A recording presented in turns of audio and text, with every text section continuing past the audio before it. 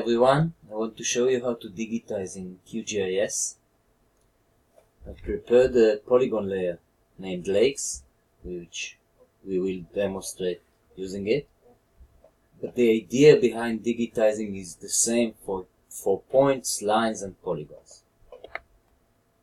I right click on this layer and open the attributes table, and as you can see, it's empty. There are no lines here, there are no features, there are no lakes yet.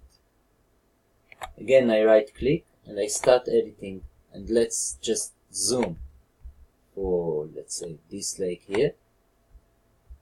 Let's say it's a lake. And I start editing. How do I do it? That's for adding a polygon.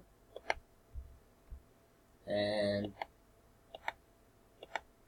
usually we want to be very accurate, but since here I just demonstrate, I won't be very accurate.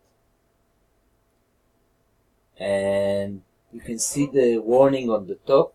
That's because my points are too close to each other. That's a definition.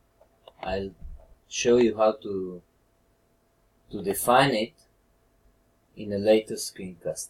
But let's say I'm done, and that's my lake. I right click, and now I have to fill in the data for the attributes table, the tabular data that comes with the layer. And that's, I only have one field, the ID field, and this is my first lake, so I put in 1 and enter. That's my first lake. I can go out, search for another lake, maybe a proper lake, and do the whole thing again. Tick, tick, tick, tick, tick, tick, tick, tick, tick. That's my lake.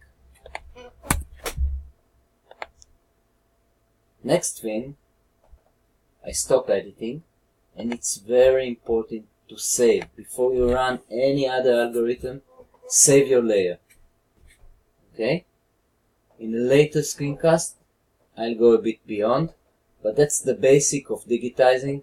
Just be more accurate than my examples.